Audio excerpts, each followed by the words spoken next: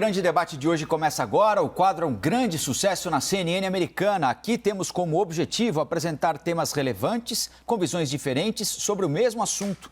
Tudo para você construir a sua opinião, a sua forma de pensar. Os debatedores têm total independência, a opinião deles não reflete a posição da CNN. Participam comigo a advogada Gisele Soares e o advogado Tiago Anastácio. Gisele e Tiago, bom dia para vocês. Bom dia. Bom dia, Rafael. Bom, nosso primeiro tema é o seguinte: o Senado aprovou um projeto de lei que limita os juros no cheque especial e no cartão de crédito a 30% ao ano. Esse teto vale para operações contratadas do início da pandemia até 31 de dezembro. Os senadores também aprovaram uma emenda que abre espaço para que o tabelamento dos juros se torne permanente depois da pandemia. Mas esse projeto ainda tem de passar pela Câmara. Tiago e Gisele, esse tabelamento de juros ajuda a população ou é uma medida que pode ser considerada populista, fadada ao fracasso? Quero começar com as considerações iniciais da Gisele. Bom dia. É uma medida preocupante porque todo tabelamento sempre causa um estremecimento no mercado que, neste momento, está particularmente ainda mais sensível. O Senado ontem fez essa aprovação da limitação de 30% para juros ao ano durante a calamidade pública, que foi decretada e durará até o último dia do ano de 2020. Mas há outros dois projetos que também tramitam lá no Senado, que também tem esse condão de proteger o mercado ou de facilitar o crédito para os consumidores. Há um projeto em discussão que suspenderia todas as cobranças de créditos consignados. Então, aquelas pessoas que pegaram empréstimos, elas não deveriam mais fazer os pagamentos desses empréstimos neste ano. Esses pagamentos só seriam retomados a partir do ano que vem, quando não houver mais o decreto de calamidade pública em vigor, e também um outro projeto que sugere o aumento do percentual de cobrança de uma contribuição da contribuição social sobre lucro líquido das instituições financeiras de 20% para 50%. São medidas que causam, sim, temor no mercado, isso porque todo tipo de tabelamento, todo tipo de intervenção estatal na economia se mostrou ao longo da história bastante nefasta para a economia brasileira.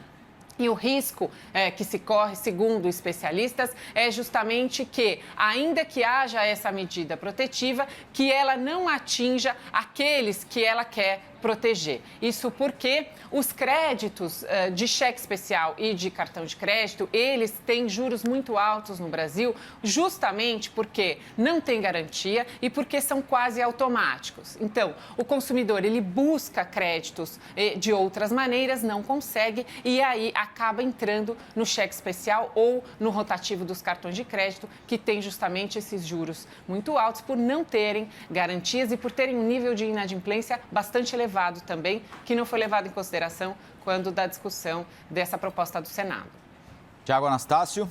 Bom dia, Rafael. Bom dia, Gisele. Bom dia. Como eu brincava com a Gisele um pouco antes, vamos falar do meu grande inimigo hoje, Rafael, os juros do banco. E creio que seja o grande inimigo de todos nós, que não somos multibilionários. Bom, antes de mais nada, eu gostaria de fazer alguns parênteses. Primeiro, parabenizar o presidente Jair Bolsonaro pela MP, que estabeleceu 2 bilhões de reais para essa futura vacina que, se Deus quiser, chegará em breve no Brasil. Elogio deve ser feito quando o acerto é encontrado pelo governo federal, então fica o meu elogio. Sobre a questão bancária e principalmente sobre a questão dos juros e também dos créditos em geral, é muito importante nós estabelecermos que existem duas formas de se, principalmente, conseguir segurar esse tipo de juros. Eu vou chamar de juros, pessoal, aquilo que é o geral, tá? Juros, crédito consignado, etc, etc. Existem duas formas de se segurar isso. Ou com um tabelamento e uma rigidez vindo do governo, vindo de lei estabelecida pelo Congresso Nacional, Câmara dos Deputados e Senado, ou pensando de uma forma mais liberal e de livre mercado, que tivéssemos um maior número de bancos no Brasil para que, dentro da concorrência por clientes, a briga pela diminuição dos juros louvasse uma menor taxação. Infelizmente, a história brasileira é de proteção aos grandes conglomerados bancários. E o mais importante, essa proteção é uma proteção absurdamente histórica de todos os governos e que não se ousa mexer. Então, nós estamos aqui entre a cruz e a espada. Nós ficamos entre uma necessidade de regulamentação e como nós não somos um país que aceita a liberdade econômica, até muito em razão dos problemas econômicos e das variantes políticas que tivemos e também em razão de uma necessidade de proteção, em razão de créditos, também de juros exacerbados, nós ficamos sim entre uma cruz e a espada. Fosse me perguntar, acredito que os bancos deveriam brigar pelos clientes entre si, para que, dando uma melhor oferta, houvesse a diminuição e não batesse e não destruísse a vida do povo brasileiro, da classe média, da classe baixa, que são as grandes vítimas dessa briga que não existe. As críticas que foram feitas a esse projeto, Thiago, foram exatamente nessa linha do que você falou.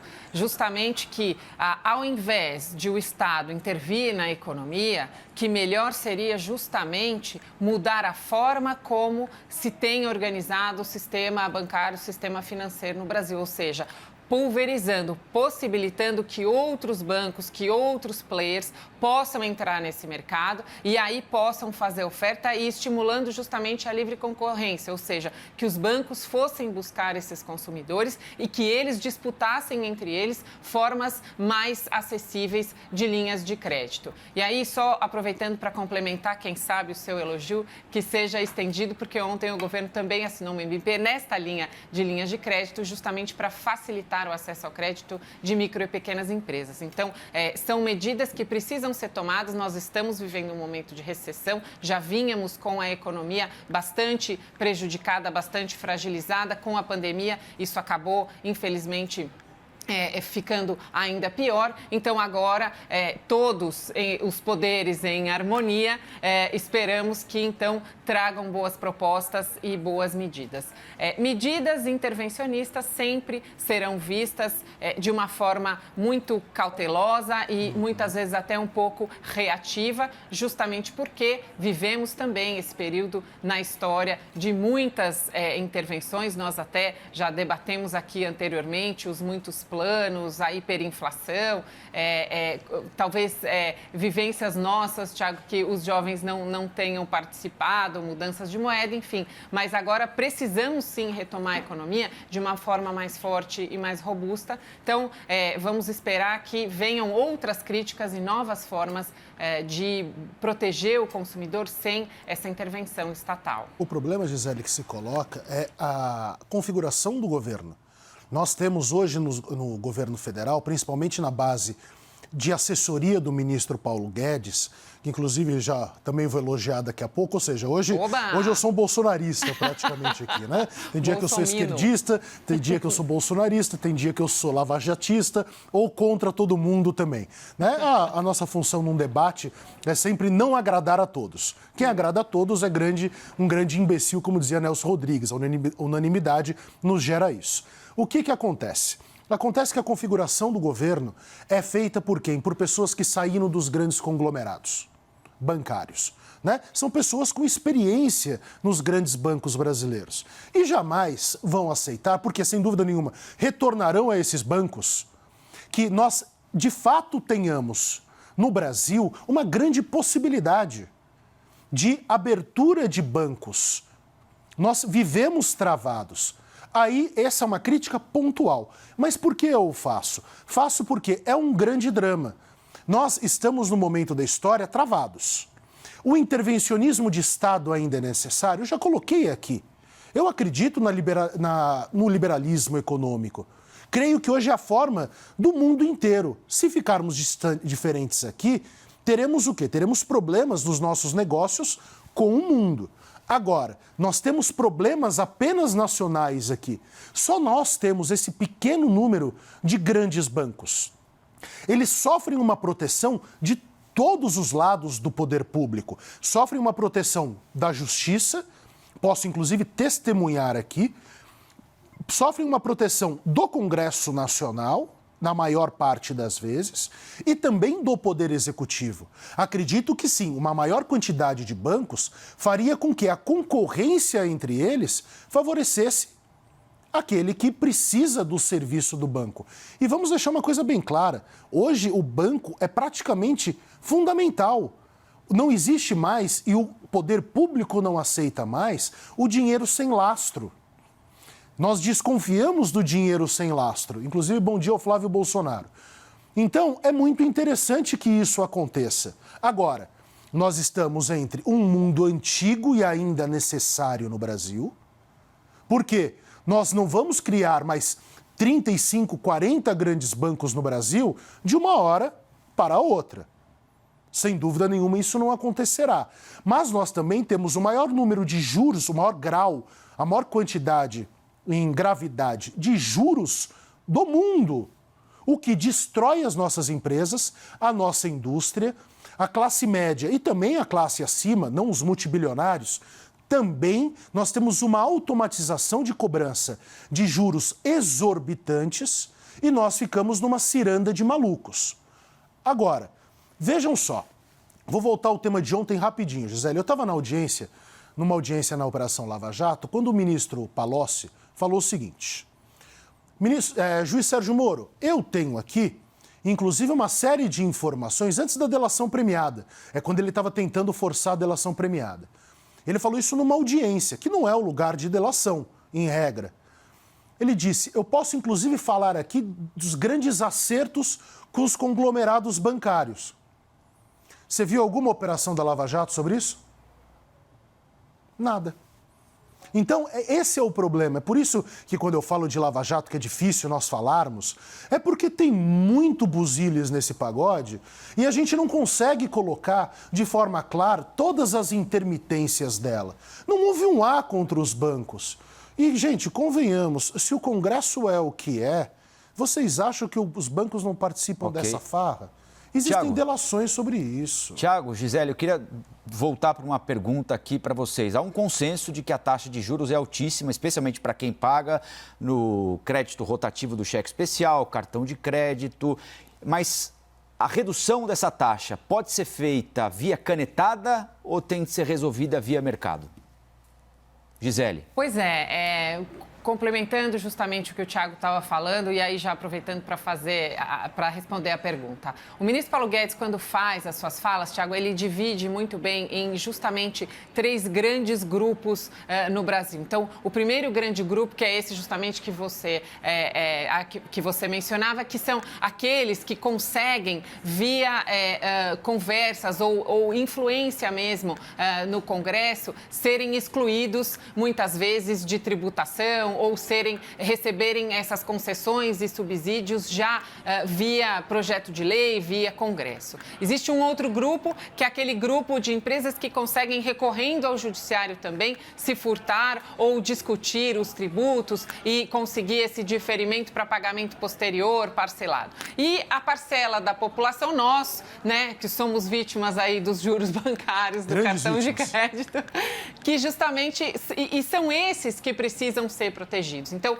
a grande dificuldade, acho que o desafio dos economistas é justamente conseguir adotar medidas que atinjam essa parcela da população e que não fiquem bloqueadas nesses outros 2 grandes grupos que têm muito mais força, seja no Congresso, seja por influência, seja também por terem acesso ao judiciário e conseguirem levar essa discussão com técnicos e aí obterem essas vantagens. Então, esse eu entendo, o desafio. E aí, a intervenção, ela me parece um pouco problemática justamente porque é tomada uma medida, é aprovado um projeto de lei, mas dificilmente ele vai atingir esses grupos que já têm os seus mecanismos de proteção e dificilmente vai beneficiar essa parcela da população a qual se destina esse projeto de lei. Então, o desafio é esse.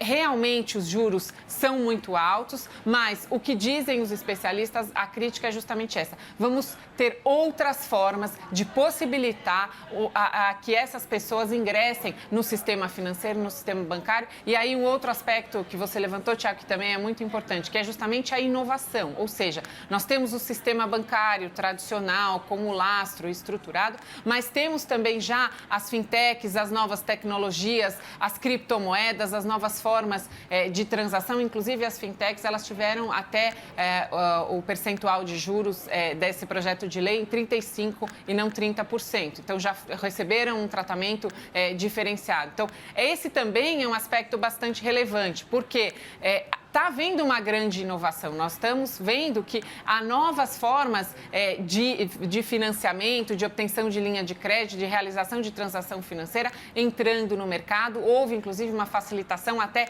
internacional para transferências internacionais e tudo. Então, feitas com mecanismos bons de controle e com uma tributação razoável dentro da proporcionalidade. Então, esses novos mecanismos também vão ter que ser incorporados e aí também uma boa forma de trazer crédito àquela população em juros compatíveis com o que a gente pode pagar.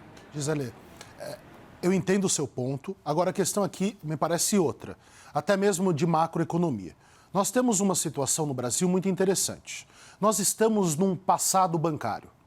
Nós não estamos no mundo moderno. Nós podemos fazer transações pelo celular, mas a forma de relações entre bancos e Estado é a mesma da década de 50, com algumas pequenas variações e um pouquinho melhor relação. Agora, vamos deixar uma coisa bem clara.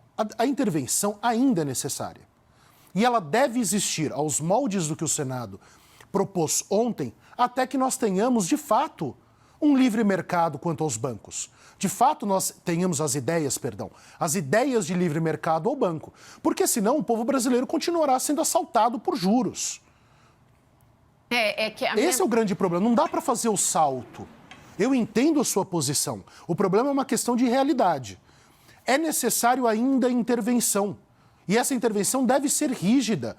Os bancos brasileiros são os mais lucrativos do planeta. Os juros que abate a classe média e a classe baixa são os mais exorbitantes do planeta. Se nós ficarmos à mercê da fúria e da fome bancária dos banqueiros, da fome dos banqueiros, quem que vai ser prejudicado? A economia, por uma razão. Se eu devo ao banco, o nosso poder de compra diminui, porque teremos menos dinheiro. Gira menos a roda econômica. As empresas, as indústrias terão menos demanda e, consequentemente, haverá menos oferta e nós teremos um problema sem solução. Então, como esse salto não é possível, eu vejo como necessário, infelizmente ainda necessário, intervenções de Estado. Quando nós tivermos e nós formos um país, de fato, de agências reguladoras e não de instituições públicas puras, de agências reguladoras, regulando um mercado mais livre, de iniciativa mais ampla, mais possível. Tudo bem, mas aí nós já teremos dado esse salto. Por hora, infelizmente, ainda é necessário, porque senão a economia quebra. Se eu pago para o banco, eu não compro. Okay. Se eu não compro, ninguém produz. Eu gero problemas na indústria e nos serviços. Então, ainda é necessária essa proteção. Nós vamos para os argumentos finais. 1 minuto para Gisele Soares. Já. Passou rápido. O debate é bom, passa rápido. Passou rápido.